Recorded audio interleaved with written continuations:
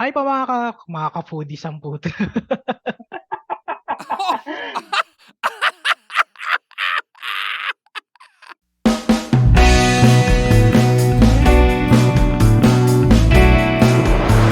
Game. Hi mga ka-porncaster, magandang gabi at nandito po kami. Maganda yung topic namin kasi ano to puro dream match ng boxing, no? So, kung may enjoy nyo to, paki-comment down below kung ano sa tingin nyo mangyayari sa mga possible or sa mga dream match na yun, no? Theoretically. Tapos ano pa ba? Syempre subscribe na rin, no? Bago kami dumako sa aming topic, shoutout po muna sa lahat ng viewers namin. Marami pong salamat sa suporta and ayun, tuloy-tuloy lang po. More power, no? Kayo pre, may mga sasabihin ba kayo?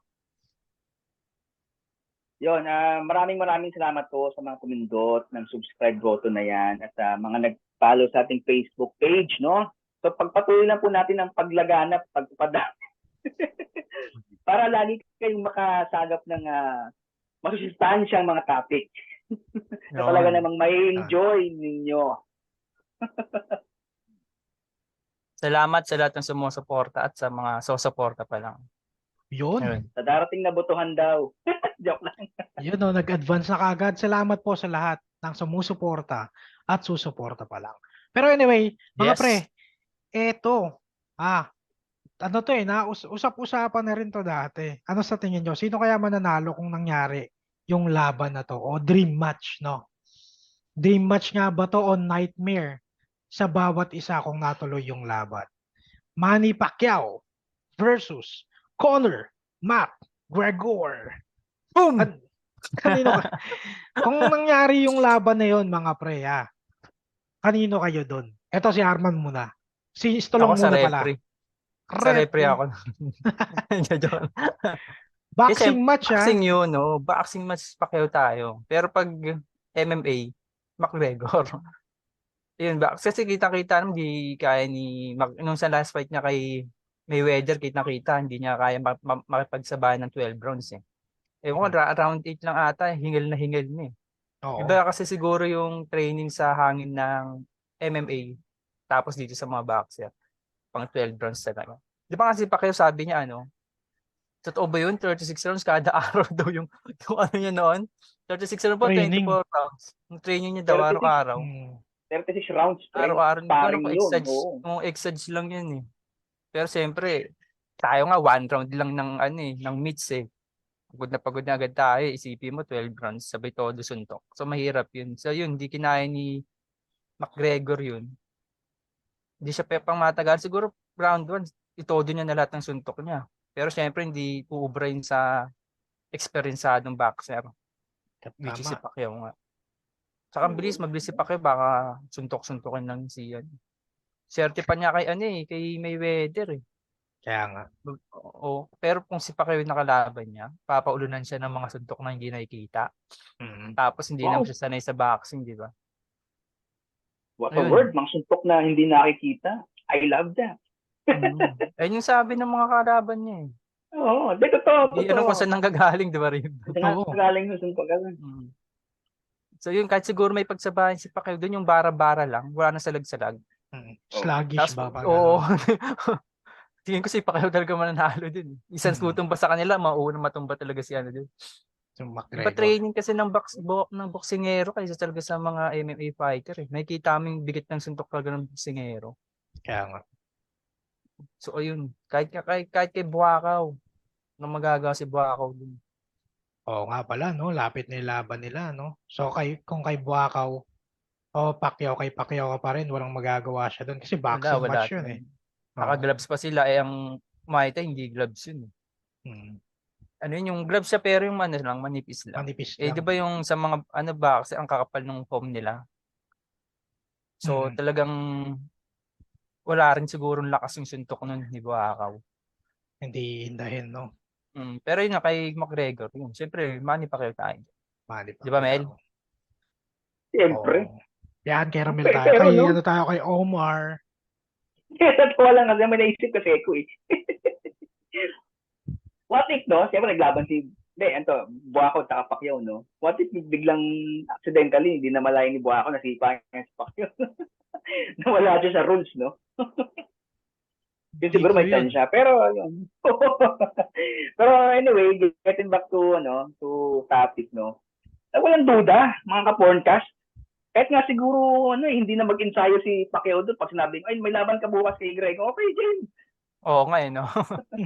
O, tsaka kitang-kita naman, sangayon ako sa sinabi ni Stolong na kung ang laban doon sa loob ng cage, kay McGregor ako, walang duda. Pero kung sabihin mong boxing match, boxing rules, hindi na magdadalawang isip kahit kumusta ako ng 10,000 kay Pacquiao ako. Saka kitang-kita niyo naman sa huling laban niya kay Mayweather sinabi nga ni Estolong. Kinapos talaga ng hangin si McGregor. Hindi nga talaga kaya makipagsabayan sa boxing match. Si Pacquiao, alam niyo naman si Pacquiao, endurance kung endurance, agility kung agility. 'Di ba? Round by round, blow by blow. Talagang pauulanan ka ng suntok niyan. Pero lang kumaawa siya sa'yo. 'Di ba? Saka feeling ko kaya sa kung matuloy man ang dream match, sana nga matuloy, makita natin kasi magandang laban yan. Magandang match-up yan, di ba? Kasi naman sa mga YouTuber lang pinapanood natin na lumalaban sa boxing. Walang ka-thrill-thrill. At least dito, may konting thrill, di ba? So, nung laban niya kay DKU, di ba? Parang ganun lang din mangyayari sa kanya eh. Nakikita ko hindi siya tatagal ng 3 rounds kay Pacquiao eh. Kung talagang sisirisoy ni Pacquiao yung laban, talagang mana-knockdown siya ni Pacquiao kung hindi man knockout. Yun. Oo. So, Sorry. walang duda. Pacquiao tayo. Tama. Agree sa mga sinabi ng mga ka-porncasters natin, no. So sa mga ka-porncasters natin diyan, alam nyo, sabi ng mga experts nga dati, dapat yung laban na yon, it shouldn't happen. Kumbaga dapat hindi nangyari yung laban ni Mayweather versus McGregor, no. So doon muna tayo sa topic bago ako lumayo. Syempre kay Manny Pacquiao ako, kung boxing rules kay Manny Pacquiao kasi when it comes to sa training, so talagang si Manny Pacquiao dumaan yan sa pagka-amateur 3-rounder, kaya nga may ganyan may 3-rounder sa boxing, may 6-rounder, may 10-rounders, tsaka sa 12-rounder, ayun yung talaga mga pro, no. So si McGregor talagang no match yan kung mangyari man kasi hanggang 5 rounds lang yung UFC. So imagine mo kung saan niya kukunin yung huling minuto. So kada round sa UFC 5 minutes, 'di ba? Times 5. Di 25 minutes lang. Sa boxing match, 3 minutes per round, 3 times 12, so 36. 36. So saan nakukunin ni McGregor yung hangin niya ng 9 minutes? It's gonna be a long night for him, 'di ba? So it could have been worse pa mga ka-forecasters, no? Kung naglaban talaga si Manny Pacquiao at si McGregor kasi brawler to brawler to si Manny Pacquiao, talagang bubugbugin niya yun si McGregor. Imagine niyo yung bagal ni McGregor, no? Sinuwerte pa siya kasi si Floyd Mayweather lang yung kalaban niya. Nakita niyo tinoy-toy pa siya. Pinaglaruan na lang siya ni Mayweather noon back then, di ba? Si Mayweather hindi ganoon yung fighting styles. Ano yun, laging paatras yun, depensa, nakaganyan. Di ba? Oh. Pero yung time na yun, yung naglaban sila, talagang dumidikit. Akala mo malakas na. Akala mo brawler din si Floyd noon. Kasi confident siya dahil kukulangin sa hangin si McGregor. So, sa mga sinabi kong yun, hindi teorya yun, facts yun. Kung papipiliin, kung mangyayari man yung laban ni Manny Pacquiao at saka ni McGregor, baka comatose o mas malala pa ang abutin. Baka mas malala pa ang abutin ni McGregor kay Hatton, no? So, imagine niyo si Hatton knockout 2 rounds. Baka kay McGregor, tapos yung pick ni Manny Pacquiao na kinalaban niya si Hatton, yung ganun, yung sluggish pa, yung talagang suntok, akala mo bara-bara, baka 10 seconds lang first round, knockout. Di ba? Tulog. Gregor. Hindi, totoo naman. Based on facts kasi siyempre sa mga yung mga nakikita natin na tawag ito style siyempre. Kumbaga ang tawag exhibition fight, di ba? Ganun, exhibition fight yun eh. Parang mixed martial arts versus boxing siyempre. Pero yun, hindi na siya tatawaging notorious. Hindi na. Ano pa bang mga ano pang magandang mga dream matches na naisip natin? Ikaw, Mel? Dream matches na naisip. Bukod dyan kay McGregor Pacquiao. Hindi ka ba, ayaw mo ba ng ano, tawag dito? Michael Jordan, ano? Mike Tyson. Hindi kasi Di, gusto pe- makitang laban talaga dati nung active pa si Pacquiao. Kasi syempre, lalo sinasabi ni Crawford si Pacquiao ang umiiwas. Syempre, hindi natin alam kung ano ba talaga yung totoo. Yung si Pacquiao ba, si Crawford ba, o yung promoter. Di ba syempre, laging gitna promoter eh. Oo. Oo. Bakit gusto niyo maglaban dalawa kung ayaw ng promoter? Hindi mangyayari. So, yun ang gusto ko So, makitang laban. Crawford, Pacquiao. Oo. Dati, ngayon, so parang syempre si Pacquiao hindi na masyadong active. So, hindi ko na yun inaasahan pa. Pero yun ang gusto ko makitang laban before. Kung Talagang matutuloy matetest. sana noon Oo. yun, kanino ka dun? Kay ano na ako doon, pre? Kay Pacquiao pa rin ako noon. Kung edad pa niya yung mga 39, 38, may chance Kasi kalakasan pa rin na yan, di ba? Oo. Tinalo pa nga yan si Turman di ba? Oh, si Turbo, malakas din yun. Oo, tinalo pa niya si Turman. So, ibig sabihin, may chance ka kumbaga parang siguro ayaw lang masira, di natin alam ayaw din masira yung pangalan ni Crawford ng promoter niya. Syempre, pag nabahiran yun, hihina yung market niya. Siya yung siya yung cash cow ngayon sa WBO Mm. Tama. Na-under pa siya ng top rank. Puta, suga pa yung promoter niyan, si Bob Arum Di ba? Oo, Wala na siya parang doon. Wala Wala siya na ngayon ba? doon. Nag-resign? Wala Ah, na. wala na. Wala. Matagal PBC na na. siya, no? PBC. may wala na PBC. siya kay Babaram. Siguro kasi nakikita na rin yung kalakaran, di ba, no? Habang tumatagal ka, no? Hindi, Oo. matagal kasing natulog din yung pangalan ni Crawford. Kumbaga parang tinatapat siya ayun, parang nagche-cherry pick. Tapos yun nga, yung Oo. stardom, parang yung pagiging stardom niya, overdue na. Parang nakamit niya yung stardom niya officially, yung tinalo niya Spence Suspense. Oo. Yun lang Oo. no? Wala naman siyang iba talagang mabigat na nakalaban kung tutuusin, pre. Si Spence at saka sino pa ba? Si Porter. Si Porter, Pero at saka si Porter, Danny Garcia. Ay, hindi pa pala si Danny Garcia. Porter, si hindi Porter. pa. Si Porter, sparring partner lang ni Pacquiao Si Amir Khan.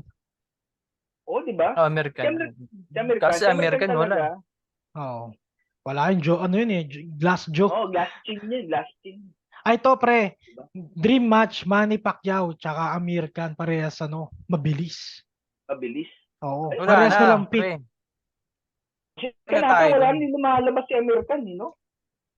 Wala, hindi na nga lumabas yun. Hindi, Sunod-sunod talo. kung nangyari dati yung laban nila, yung maaga-aga pa, siguro mga 2012 or 2013. Kasi pick rin ni ni Amir Pick Khan rin yun, ni yung American parang, yan yung tinalo niya si, tag dito, yung Argentinian man, Si ano, yung nakalaban ni Mayweather, yung muntik na manakaut si Mayweather.